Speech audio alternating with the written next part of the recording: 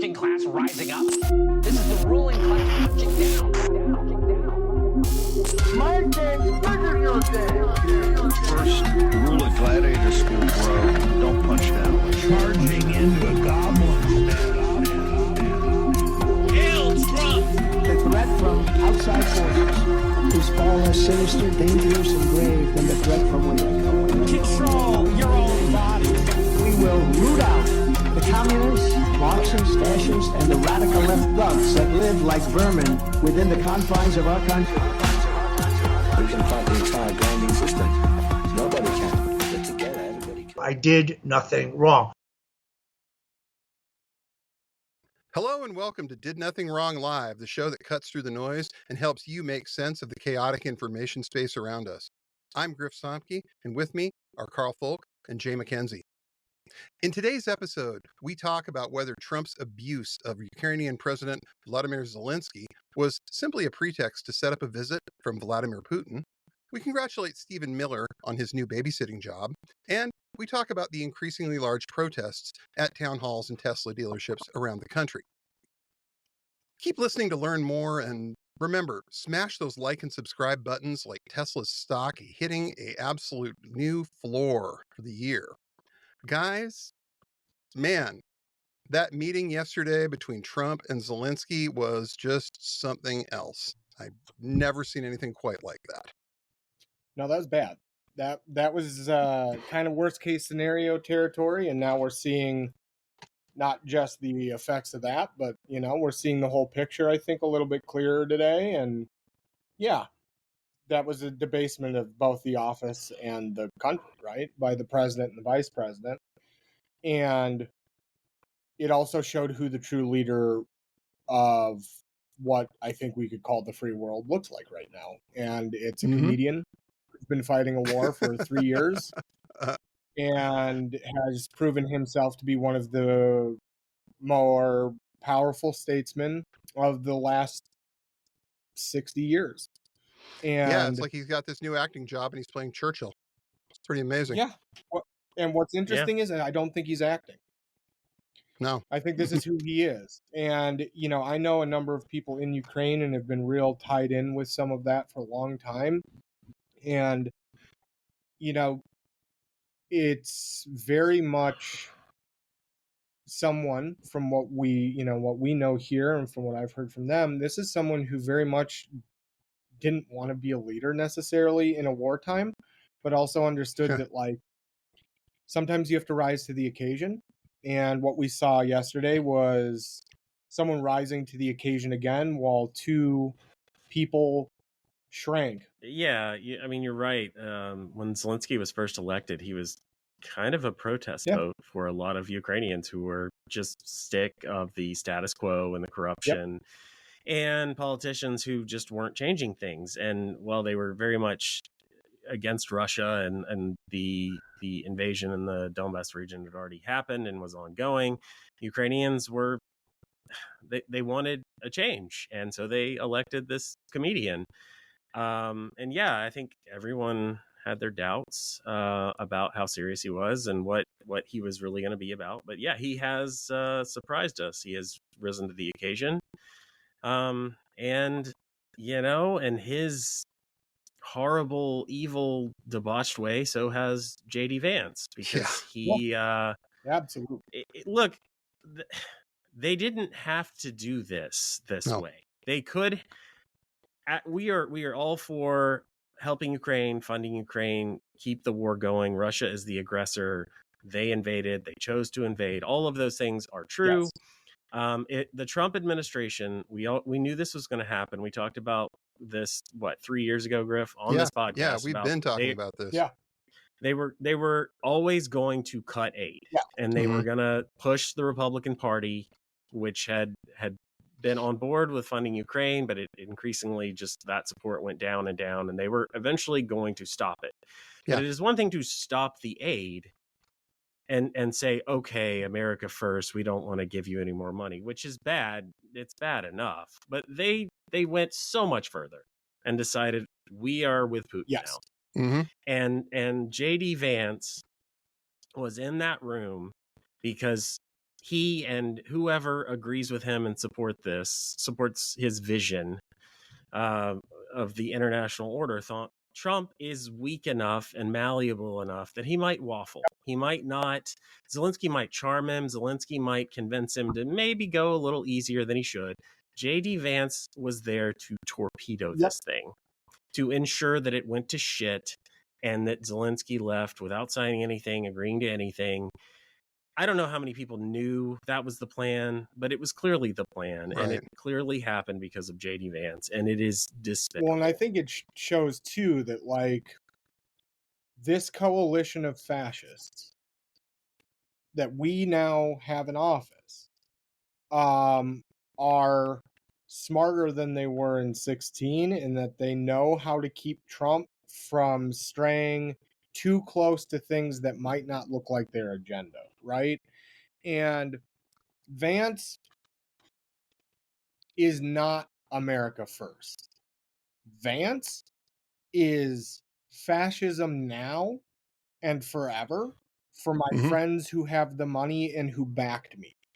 Don't fuck with them. That's his world. And Trump, as much as he is a fascist and a horrifying person, is incredibly malleable, especially for a guy like Zelensky, who could walk in and schmooze the hell out of him. And say, look, Donald, you'll be a hero to my people. You'll be a hero to Europe. You're going to be this great leader with me. That's how Zelensky would have gotten him, and probably kind of already had. It's, you know, it definitely looked like there was some kind of, did I say that? Oh, I don't remember saying that after that first interview.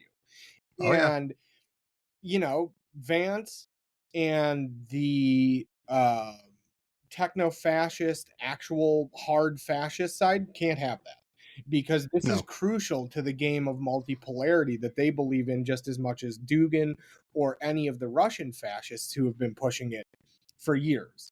And their version of multipolarity can't have a world where there are alliances between democratic countries or those fighting against them, because that automatically makes the world not multipolar. And when we say multipolar in this context, what they're actually saying is we want to go back to colonialism of the most brutal form, take land that we want, and we will imperially take over whatever we can, and we're going to carve the world into 3 or 4 sections that we own. The United States under Trump and their fascist regime, Russia and their fascist regime, and then whoever gets the rest of it, whether that's Asia and China's expansion, whether that's some other form of an authoritarian movement that rolls in. The goal is not to bring alliances. It's to break them and recast the world in their image. Exactly. And that is Vance versus Trump. Trump's America first, right? Like, Trump's just a dumb white supremacist and a fascist who wants whatever he thinks. Vance and these guys are the real deal. Right. Well, and if you watch that meeting at the White House again and watch it all happen, Trump just sounds like every Fox News talking point, which we know he's still spending all day watching Fox News and repeating all the things they've said about Ukraine and why Putin's not so bad and all of this. Vance is not repeating anything. Vance is not reading from some kind of script that's out there in the podcast ether. This is his own thing. This is his own idea, and it was a choice. I mean, he didn't even have to be there. It would have been more normal for him to not even be in the room. He's the vice much president. less taking center stage. Doesn't he have a funeral to go to or something like that? Would Mike Pence have been there? No. If he was, he certainly wouldn't have said anything. No. Yeah. And I think it's also interesting to point out that 7 days ago, Reuters had a story on Zelensky's initial reluctance to sign the deal that was being presented to him at the time. And one of the big sticks that apparently he was threatened with was the cutoff of Elon Musk's Starlink service to Ukraine. And considering the state of Ukraine's infrastructure these days, after Russia's been bombing it in their war of choice for the last 3 years, they run on Starlink to a large extent. They run on satellite telephony, satellite communications. And if Musk really decides to cut that off, then yeah, they got a problem, because there really isn't anything else like that. So you can see Musk kind of putting his finger on the scale and saying, no, we want you to make this deal. Yeah. And we're going to threaten you in private with cutting off this vital service that you need. We're going to threaten you in public with having JD Vance essentially try to bait you into saying something that you'll regret later. And then when you don't, we'll just have Trump, berate you the entire time. Yeah. It's very clear these people are out there, pushing for the outcome that they want. Yeah. Like you said, it's multipolarity. Yeah, it's multipolarity, and this is also the way that multipolarity works on the institutional level, right? Like, you don't have a unified message. You have no real goal beyond power. And so the power goal trumps all others, and it looks a lot like a mafia.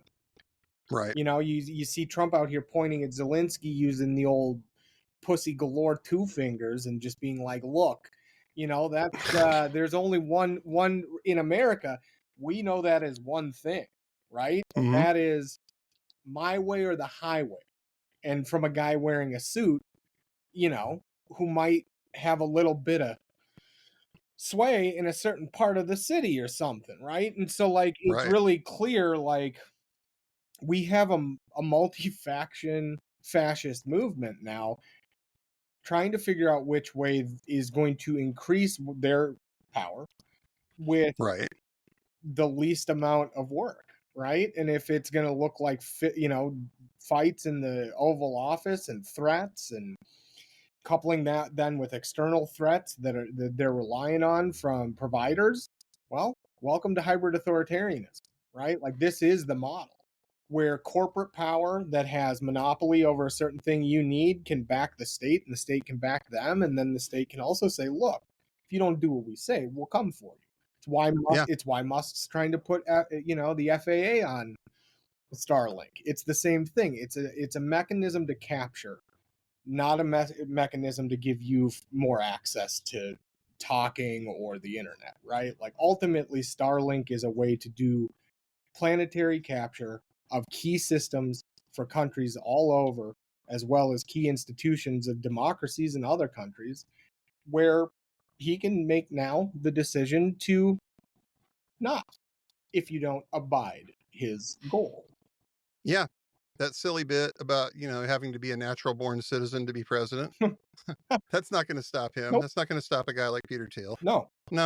They'll just buy themselves a front man and do it the way they've done it in other authoritarian societies around the world. Yep. Yeah. And now they have the tech infrastructure to actually do the power move, which is say, look, you're dependent on us. What are you going to do? Yeah. It's the Russian oil and gas method, but for technology, right? We own the pipeline. You need it. That sucks. Yep. What are you going to do about it? What are you going to do about it? You can't fly drones without our technology to attack us. Yeah. And if you can't fly your drones, the Russians are going to wipe you out. Yep. Yeah. And I mean, 2 choices and none of them are good. No. And the reality is that meeting restructured most of the West's, let's say, kind of policy, right? We're starting to see, stuff like rumors floating that some of the northern countries have now said they're not going to allow American warships to fuel there. There's stuff starting to happen, right? Like, America is retreating in full from the world. And it's a forced retreat because the goal isn't to run the world, it's to own it. Yeah, definitely. And, speaking of Elon and owning it, we're seeing an interesting connection that got made this week with who exactly might be walking Elon through some of how the levers of power in Washington work. Yes. Stephen Miller has been the guy that has popped up on the radar as being, I guess, what you would call Elon's Sherpa when it comes to Washington, being able to walk him through where the agencies are, where the cuts can be made. Because, a guy like Elon isn't going to understand any of this by himself. He isn't going to understand any of this without years in government to, get familiar with how all this works. Whereas a guy like Miller does. So Miller and his wife, Katie Miller, they are she was Pence's press secretary at one point, Pence's chief of staff. They're both Washington insiders. They know exactly how all of this stuff works. And they have been able to essentially point Elon in the right direction. They were even in the article referring to him as sort of a prime minister, which is just kind of disgusting to say, really. Yeah. Like, doesn't roll well off the tongue. It kind of makes me want to go throw up, but Sounds like a vice here we lord are. to me. Wow. Well, yeah, but it makes sense for them to be saying prime minister when they consider Trump a king. Yep. That's Yep. Yeah. That's really where the term, I'm sure, is originated in some of their minds, and Yeah, it if we makes don't have a sense president 'cause, anymore. we say no kings, and they say, well, no, actually this one. Yeah. No, and And it's a thing, right? Like, and we're starting to see real delineations and ties, right? And the Stephen Miller, Elon Musk tie is a pretty clear indicator that, like, the new right is consolidating, right? And, like, you've got the tech side, which is Musk and Thiel and Andreessen and Yarvin and this whole thing. And then you have the American First new right, Miller, the fascists, the white-powered nerds, and the Dungeons and Dragons Nazis are starting to come together, right? And, like, it's the explicit merger, and one that, like, I've done a fair amount of writing on in the past that I was concerned about because we were starting to see it. And now, this is a pretty clear indicator that America First and the network state are going to start to become one. And we're seeing that, right? Like, some of the messaging coming out of the techno-fascists are starting to talk about things like greater Idaho, the Cascadia stuff. Like, they're starting to get in on the Christian identity, white power, city-state idea, because it merges really well with their idea of the network state and the idea of things like Thiel's praxis, right? Where we're just going to wholesale build a city-state that's run as a technologically advanced business and deal. So it's like they're disparate things starting to come together that are really dark.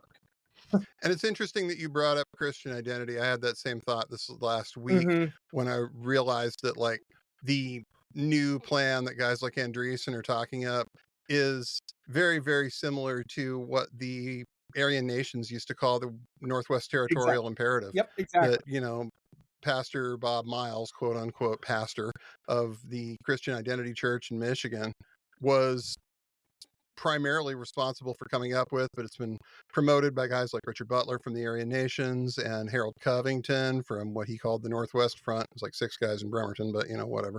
They have all promoted this stuff over the years, and somehow the tech bros have just conveniently found their way into some very Christian identity, white power sort of territory. Right. It's really weird to see how this has just been a thing. Like, all of these ideas are just recycled 1980s, 1990s white supremacist stuff. Yeah. So if you think we're being unfair in saying that they're advocating for white nationalism, well, maybe, but we know where they got it. Right. Or at least we know where they seem to have gotten it. Yeah. Well, if they've got an alternate source, it would be great if they would provide it. The thing with Stephen Miller that's so important here is that, look, we know this from reporting from SPLC back when they used to do that, and the old days when the money you gave them actually went to uncovering things.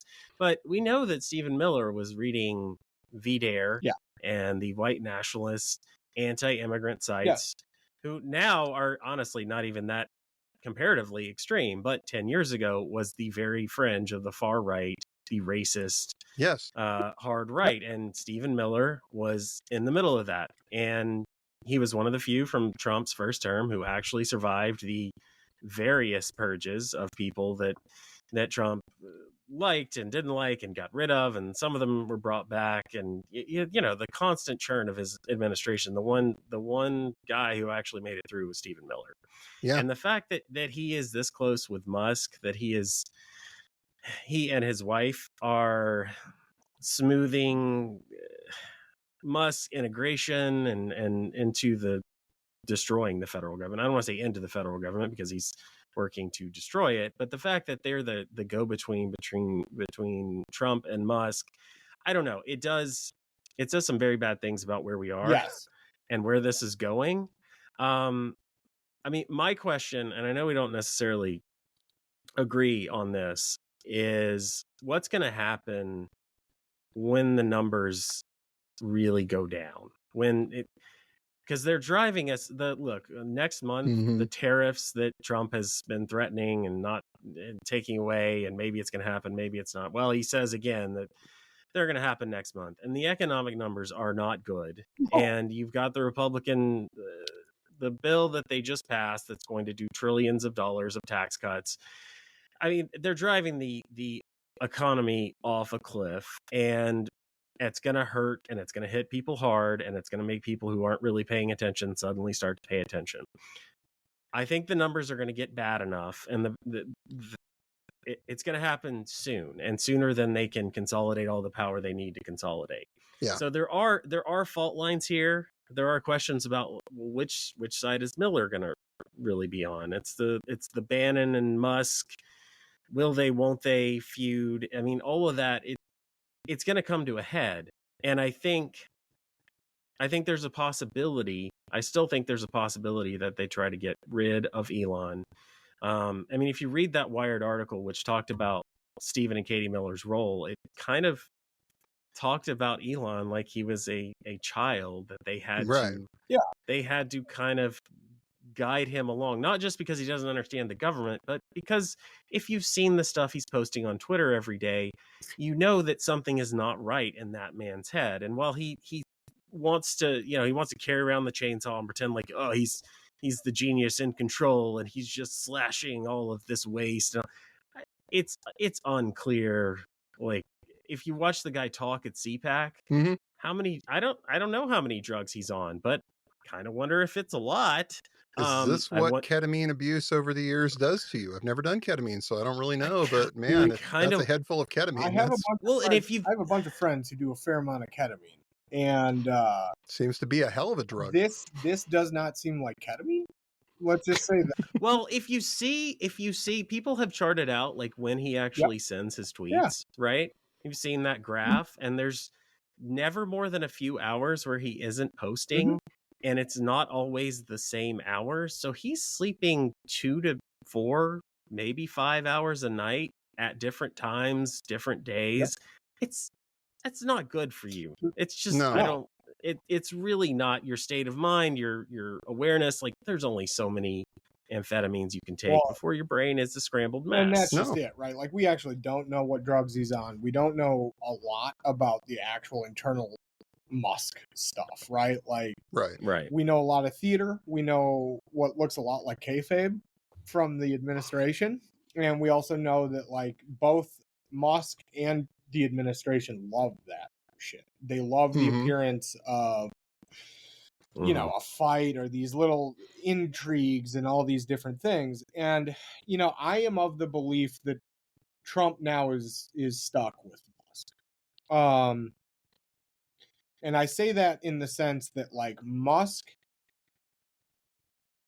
is too important as a foil for the administration eventually when those numbers do start happening, right? When there are moments, they can always be like, well, look, it wasn't us. We've been trying to rein Musk in. We're doing these things.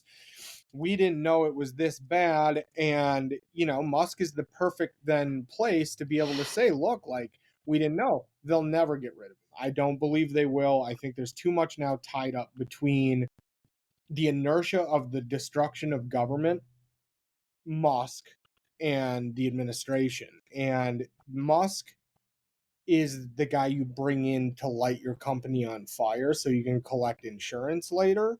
And that also means, though, he knows the bodies are out there. And he also knows that if there was any kind of malfeasance anywhere in there that he was a part of, that's a risk. And Musk is the perfect 21st century authoritarian because he, like the Republican Party now, literally just is in it for the power. They're not going to Mhm. stop that just because the numbers are bad. What they'll do is they'll stop the numbers and they'll stop your ability to know that it's bad. Right? Like if we know Mhm. anything from authoritarian movements of this kind, especially ones that have now initiated the demolition of the government, you can't stop. If you stop, everything comes apart for you. You either Right. succeed at your goal and then take the power you need to stifle everything else, or you fail and stuff that you can't abide as that authoritarian will happen to you.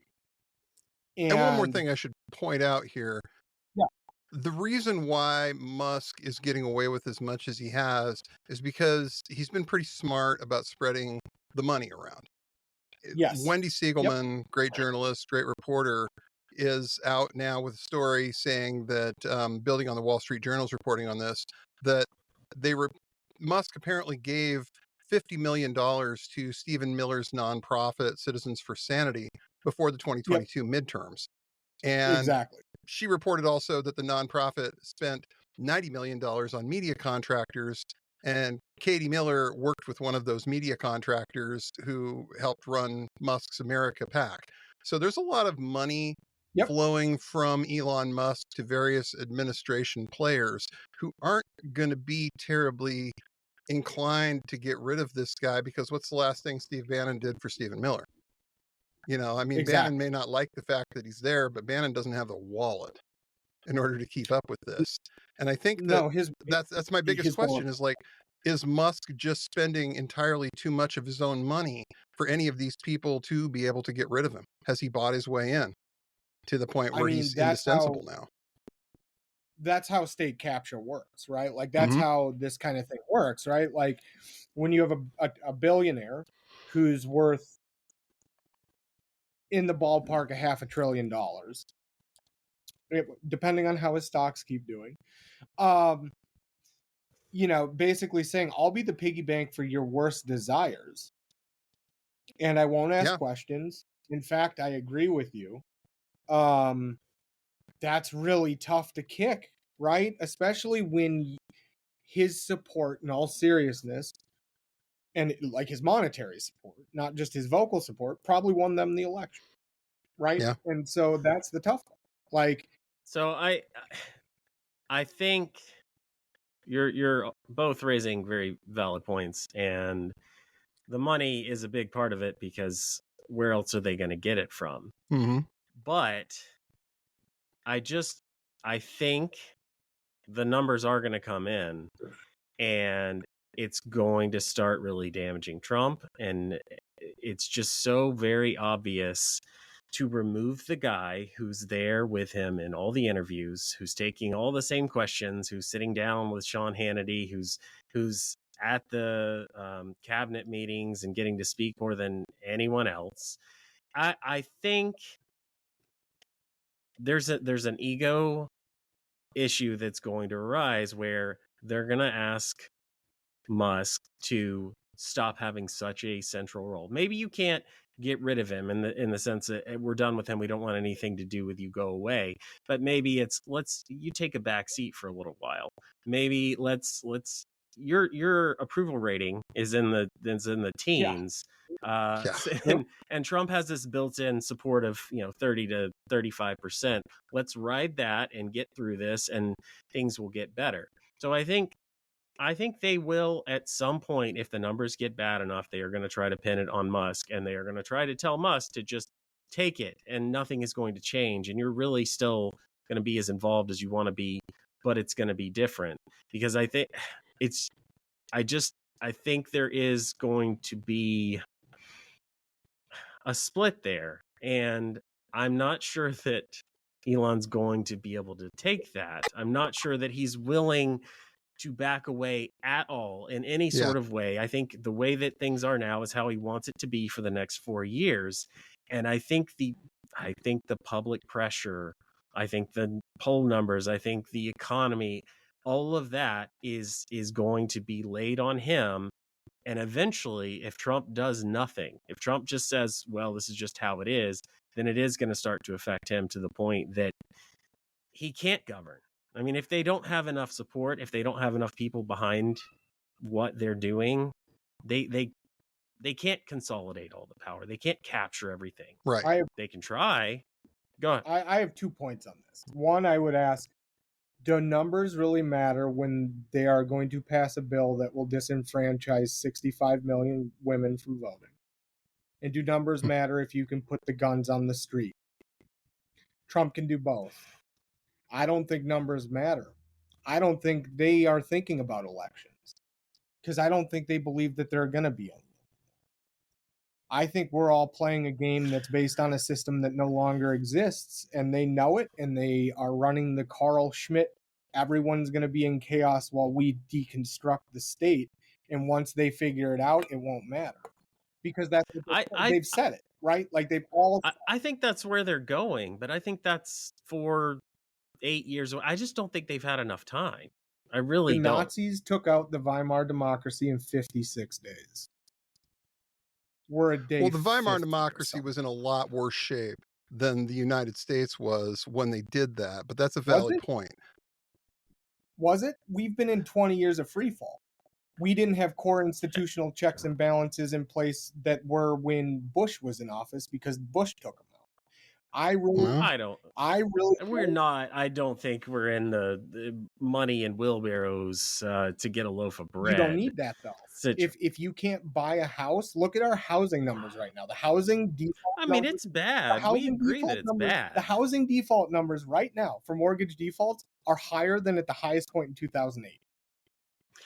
But Orban took at least 10 years to get here. Putin took 15. I mean, if you're going to go off when the Weimar went down, that's one thing. But if you're going to start at the beer hall putsch, that's more than a decade. The beer hall putsch was the key part.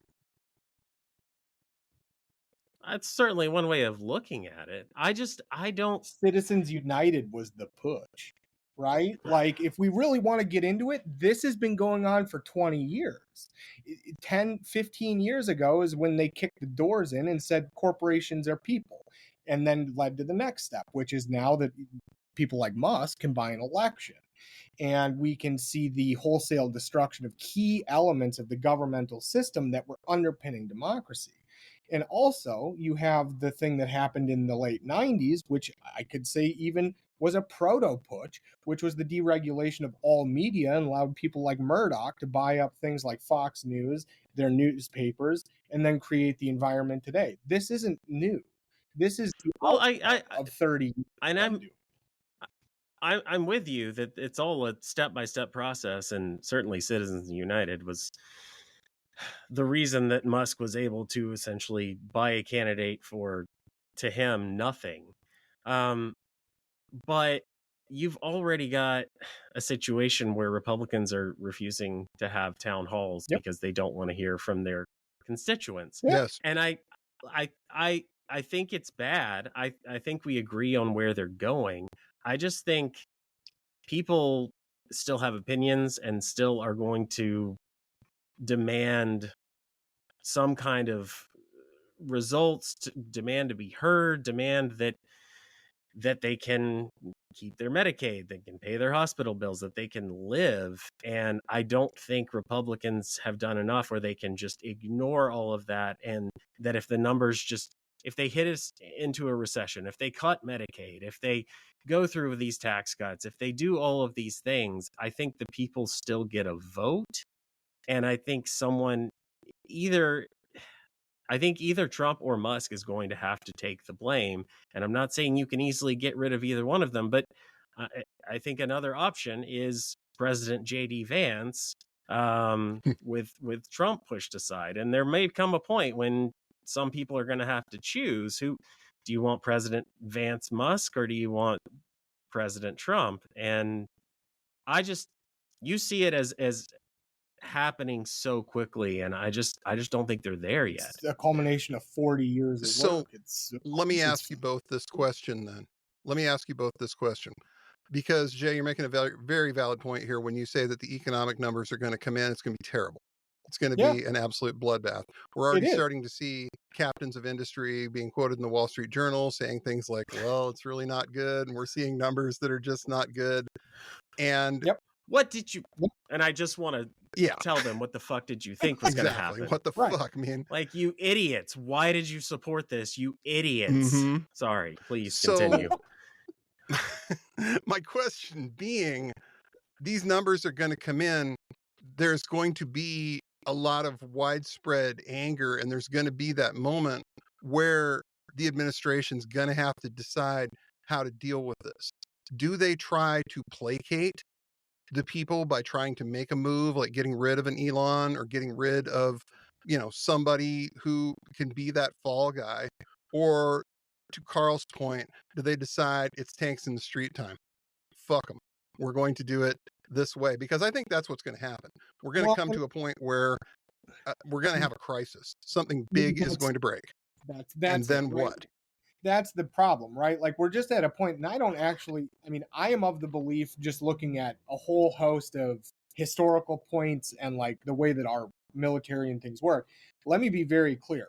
They can't hold this country for a damn thing. If they want to put boots on the ground, they're not holding this country. Nope. They're doing more damage to themselves, ultimately, right?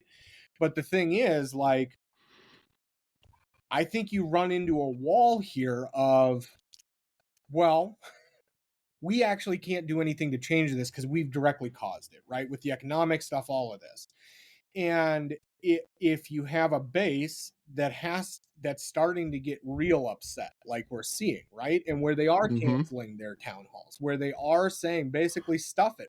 We're going to call secret police on you for fact checking us live, like we've now seen in a couple places. Coeur d'Alene, Idaho, stand up. Yep.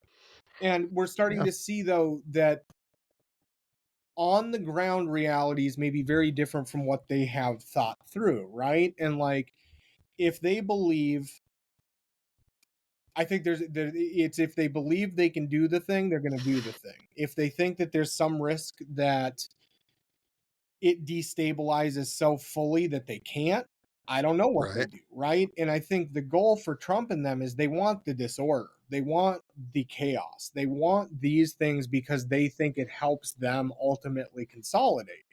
But, at some point, regardless of if it's intentional on their part or not, the chaos consumes you. And for them, let's talk about that for a second, the chaos, because, like, to Jay's point, he thinks we're not there yet, and he's probably to some extent correct, because while the literal black shirts came for that woman in Idaho at the school board meeting and dragged her out in a scene like right out of The Handmaid's Tale, at that point, the next day, the chief of police in Coeur d'Alene, Idaho, which is not exactly a liberal utopia, as the stories have been putting out lately, had a story saying that these guys were in a private security company. They were in 16 different violations of the law here. Their license had been suspended, and that they would be dropping charges against the woman and considering pressing charges against the guys who did it. Right. And this is the same police chief that when Patriot Front showed up in Coeur d'Alene, Idaho to start shit at their Pride in the Park festival, decided to detain them all, haul them out of the U-Haul, unmask every single one of these guys, and let guys like Dave Nywork come along and take pictures of every single one of them, putting the boot to the narrative that these guys are all feds. Right. So there are still, even in the worst places, even in the places that you don't want to be right now, individuals who are in positions of power to say, no, this is wrong. And I don't think that guy's a flaming liberal, but I think that guy probably still believes in the rule of law up to some point and doesn't want this to happen in his city. Now, when guys like him end up getting black bag, that's when I'm really going to be afraid of where this is all going. Well, and I actually don't think we get to that point, right? Because I think you've made a really good point here, and it goes to Jay's point, and I think it goes to like, there's no monolith in this country outside of white power right now, right? Like, white power in this country, they want to project their monolith. They're not actually, they're projecting it, right? But the reality is there are people everywhere. And I've said this online so many times, and I will say it here today. Everywhere in this country has good people fighting for the thing that we all believe in, which is rule of law and democracy. that will continue even if Trump does decide to do we're going to do, we're going to do this thing at the barrel of a gun. And what I think their goal is, right, and we've seen it throughout government, is remove those people like that sheriff, right? And people who will say, look, I don't necessarily agree on the politics with the person who is saying it, but my God, that's illegal. Yeah. and that's the thing, right? So like it's all gonna come down to personal choices by individuals throughout government and society, whether or not this thing does go to the numbers are so bad that we have to act, or the numbers are so bad we're gonna, start kicking this thing into the next gear. And that's been, I think, the toughest part for a lot of us in the, outside of what we all do, is that there's an appearance of monolith for some of this, right? Whether it's the population, whether it's a political group, whether it's a governmental entity, and everyone has agency. So it's all just, at the end of the day, it's going to be a choice. Do we want to kick this pig into rolling tanks, or do we want to take our hits and hope that things stabilize just enough for us to get to a point where we could kick tanks into the streets? I frankly think they've destabilized enough that at some point something load bearing is going to give, and they just don't know how to respond to systemic collapse, right? And so that's more my concern, frankly, than like immediate Nazis in the streets with guns. It's more like, well, this whole section of the country doesn't have power, and the people organizing to do stuff because the Democrats can't and the Republicans won't are white nationalist and neo-Nazi groups. And like there's so many problems here where it's just interconnected, spiraling out of systems. That's the concern. And the fight between Musk and Trump, if it comes at all, in my mind, it is when it becomes so clear that things have deteriorated on the ground past a point that we can really function, that Trump is going to have to scapegoat him, right? Like that's the one time for me that it seems more apparent, is literally like flaming wreckage on the ground in the country time, right? Where it's just like, if we don't do this, they're going to come for us, right? That's the moment I actually see them getting towards Musk, is if things get so bad that they are mulling over something like the Insurrection Act. Because if the Insurrection Act doesn't work, because you can't hold this country, sorry, U.S. military people, you don't have enough troops, guns, or people. Well, and I think most of the military folks in the brass are smart enough not to try. I think that's true too. And I think that's the other part, right? Like if Trump gets wind that the military is going to say fuck you when he says go into the country, they're going to have to make decisions then, right? A guy like Musk becomes much more expendable when the military is saying, you do this, we're going to depose you. And we'll see. It's all just free for all right now. I don't think they can get rid of Musk. I don't think they want to right now. But I think if it ever comes to that point, things on the ground will be so out of control that they will be forced to make a decision between dump Musk or drop the mask completely. I think they don't have much option. Well, if they do decide to get rid of Musk or try to push him aside, and I think we all agree he's not going to go quietly if that day ever comes.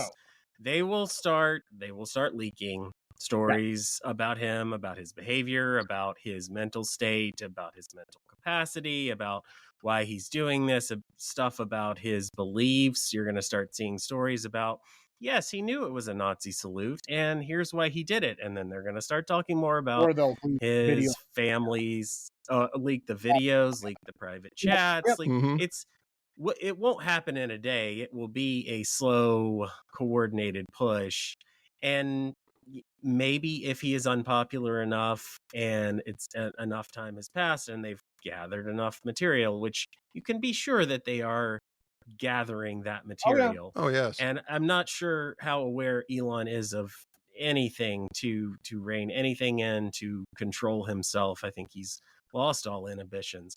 But what I will say, and I know that Karl, you think this threat is closer than anyone else realizes, and the point of no return. If we haven't reached it, we're very close. I mean, what you're saying about the military and what you're saying about how the government functions. Trump's first term, right? He put a bunch of unqualified toadies, just people who had no business being in the jobs that they had. And they got the jobs because they said nice things about Trump. And now we have different but similar people who, yes, they're loyal, and yes, they say nice things about him. But these hires, Kash Patel, RFK Jr., Tulsi Gabbard, these are people there to dismantle things. These are people there who have been put in place to make that shift from the United States, leader of the free world, liberal democracies. They are there to shift us toward authoritarianism, towards Putinism, towards what the Chinese government is doing to their own people in terms of surveillance, in terms of centralized rule. And I think, look, we're still going to have midterm elections. Republicans have a very slim majority right now. They barely got this horrible funding bill passed.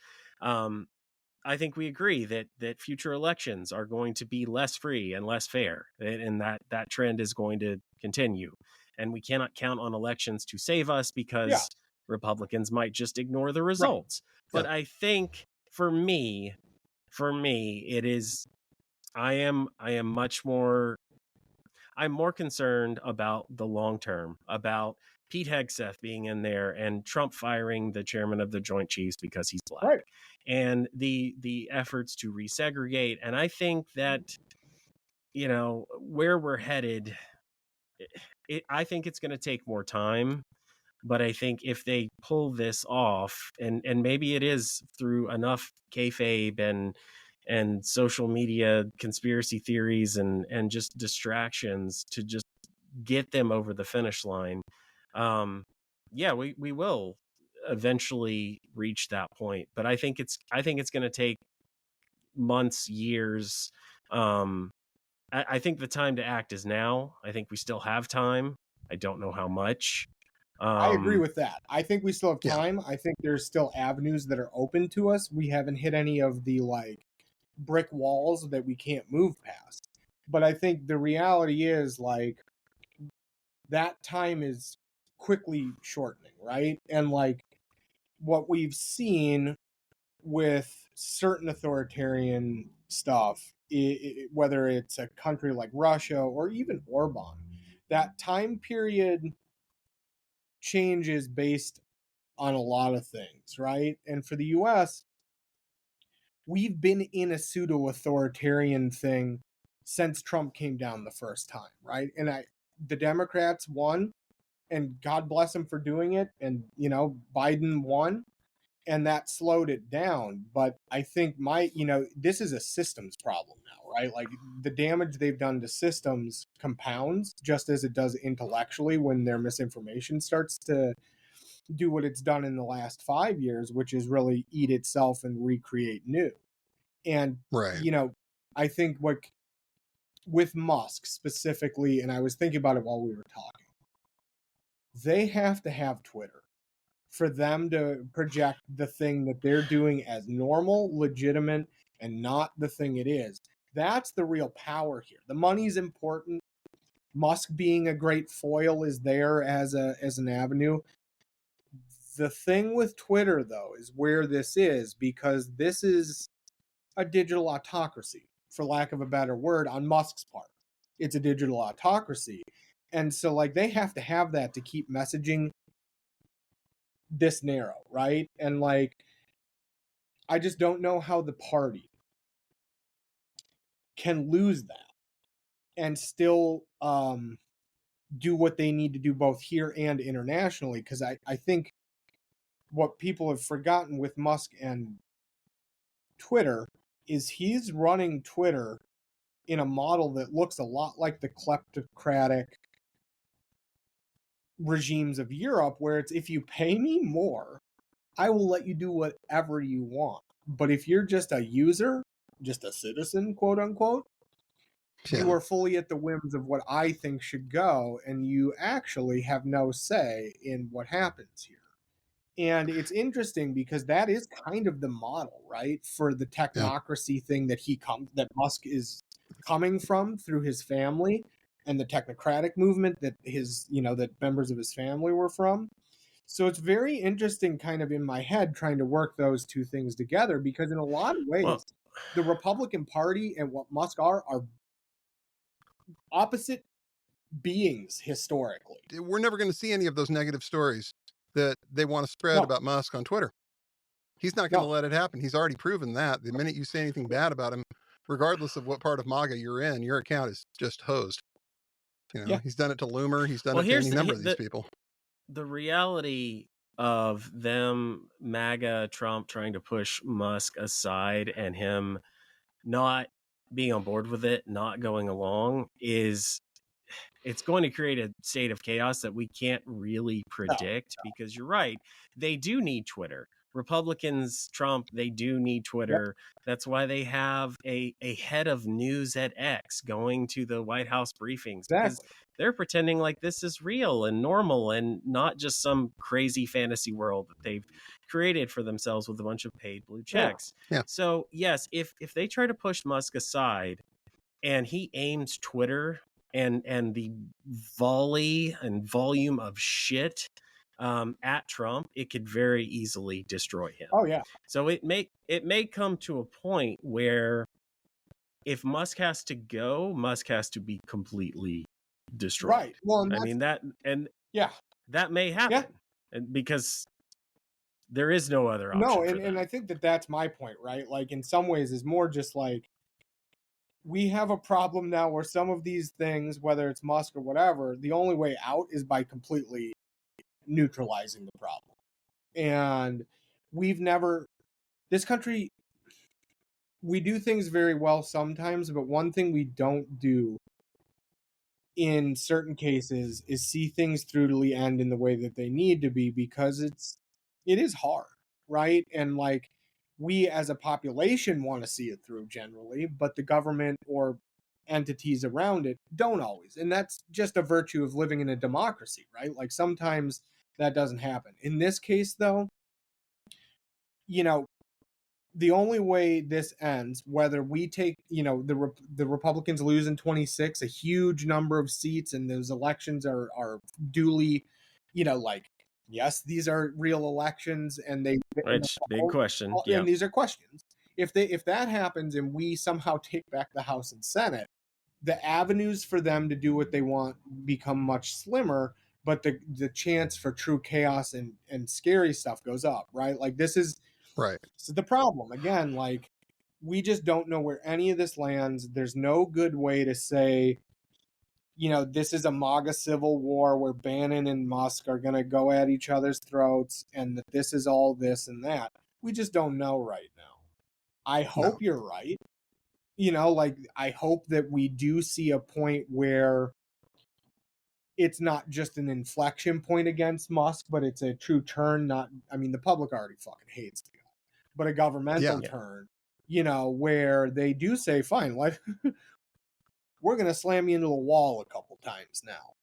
I hope they do that. I think it would be good if the Republican Party and the techno-fascists beat each other to death. I think that'd be great for all of us.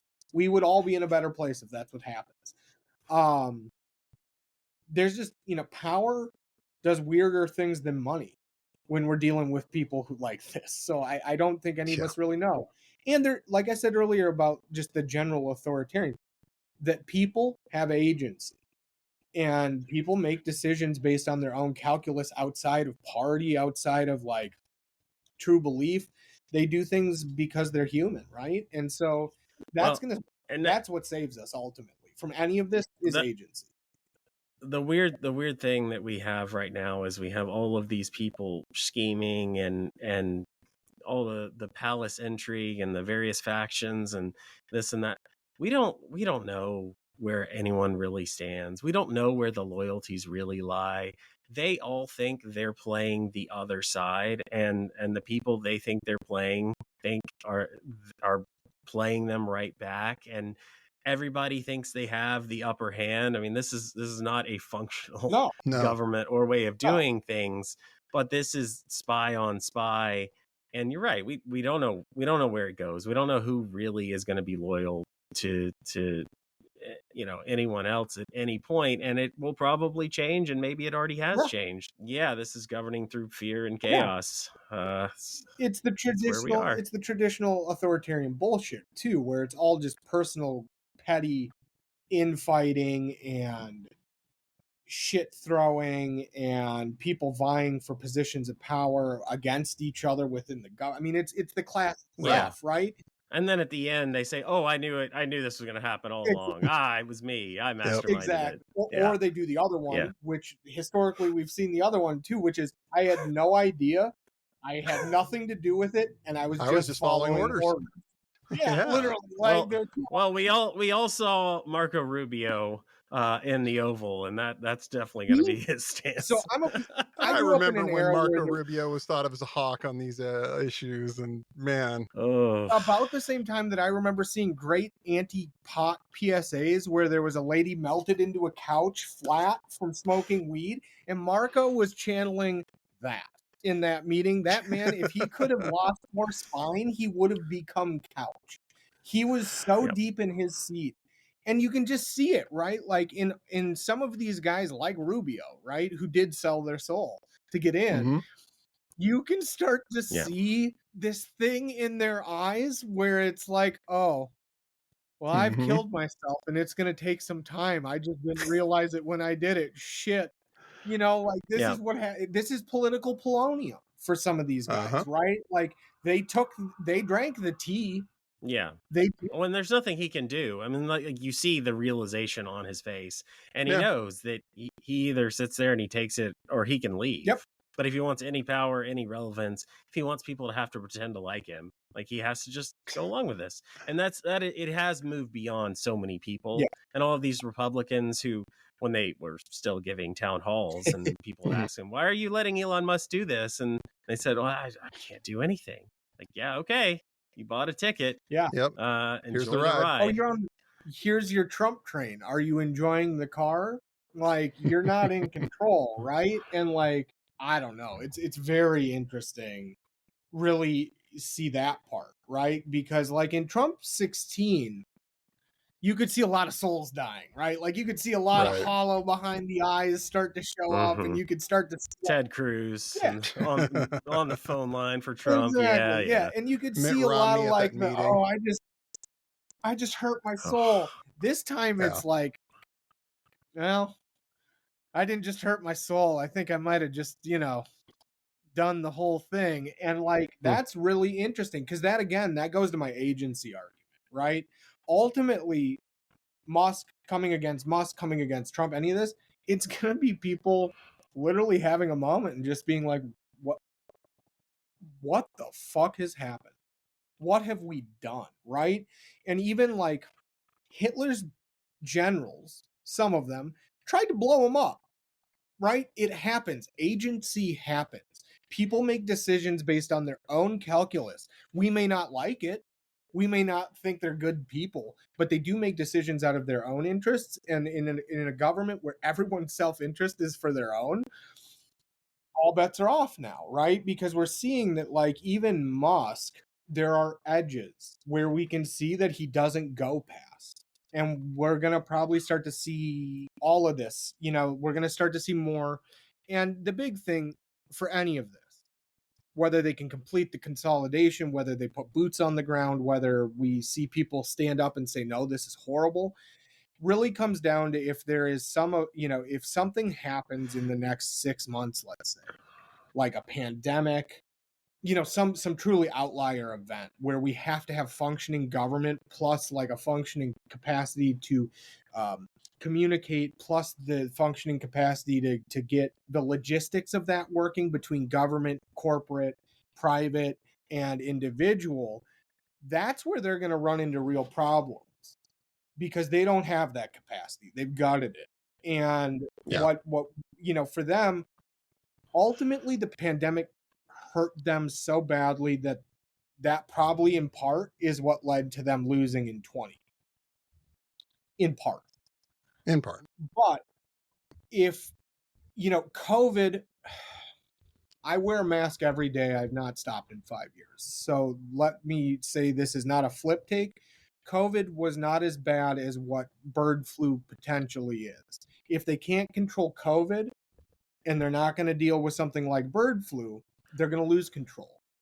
And it ultimately won't matter what they do because the entropy of that kind of chaos consumes your administration and your ability to do the governance outside of that that's needed to do anything. And that's, I think that's the thing. Like, at this point, we have a real chance that it's just kind of chaotic and bad. And like, they're going to go after Social Security, right? Some of this, though, may be derailed purely because something may come out of the blue and punch them in the head. And that is tough because, like, that also means a whole lot of people are going to be negatively affected and many people are going to be hurt. And this country wasn't designed to be autonomous.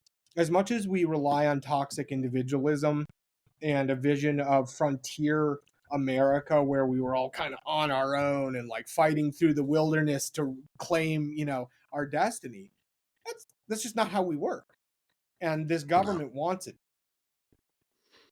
What do you do? And they're going to find out real quick that we are not set up for that. I mean, to your point, we started gutting the safety net a long time ago. We started expecting to be able to let go first responders, let go mental health crisis workers. And we expect cops to do all of that now. And we're seeing the results of what happens when you do that. And as a result, now we're not set up for any kind of a like rugged individualism while you're even more on your own. It's going to lead to warlords.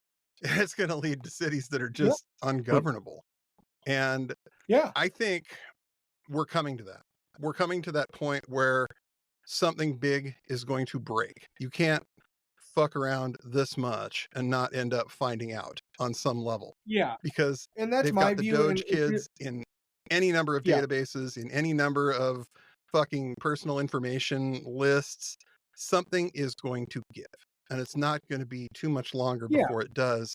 And that becomes where all of these bets get payable. All of these questions get answered about what is going to happen when they hit that wall. And the finger pointing is going to start, and then the intrigue is going to, and the leaks are going to start, and the firing squad is just, they're going to go round and round and round, and where we end up, who the hell knows? And that's really the danger, I think, in a lot of ways, outside of even just like the worst case scenario, like right-wing death squads, is literally just chaos, right? Like, because all of these other things exist in chaos. And I think, as someone who lived in Minneapolis in 2020, ungovernability is one thing. Ungovernability coupled with right-wingers coming in to try and stoke it is another. And we do not have a good way in this country of dealing with deviation outside of certain standards because we've never had to. And that's, again, agency. I might be my word of the day. Like, groups have agency too, right? And like, that's where we're going to see a whole bunch of stuff. We're going to see blue states make decisions we've never seen before, probably based on some of this. We're going to see individuals do the same. And I think out of the chaos, if we hold our resolve as a population and really hold our belief in the idea of rule of law, a pluralist democracy that represents a multi-racial, multi-ethnic, multi-religious, multi-gender view of the world, regardless of how bad it gets, we have a chance to build something that actually represents the ideals that we believe from the documents that incorporated our country 200 plus years ago, and run with it. Because that opposition that Trump and Musk and these people represent won't have just lost. They'll have lost the ability to say, look, we're the shiny new thing. And that we have the power to make your life simpler. Because at the end of the day, it's whoever has in a coup, right? The group that wins the coup is the one that makes it easier for you to get on with your day-to-day life. And at this point, that's not the federal fucking government anymore. It's going to be people on the ground doing things like organizing food banks. It's going to be people working with city and state legislatures to protect at-risk groups that are coming in from states where it's not safe. It's going to look like that. And that functions without a federal government. Those are choices based on people doing things they see they need to do. Listen, folks, it's a class war, and there is one group that is destroying the social safety net and cutting Medicaid. It's not me saying it this time. Hey. No war but the class war. Yeah. Yeah, and I know they got you looking in 50 different directions, but one side has the richest man in the world gutting the things that are going to help you. Yeah. And on the other side, there is a potential for an opposition and an opposition party, and we're going to work on that. Yeah. Well, but look, choose wisely. Yeah, choose wisely. Which choice do you want? Yeah. That's all it comes down to is which way do you want to go, Western man? Which do you way, follow American? The billionaire who is eating ketamine, snorting ketamine like it's or do you want to follow a broad coalition of people who may not know each other but want the best for all of us? Because one side wants you dead, one side wants you fed. Make a decision.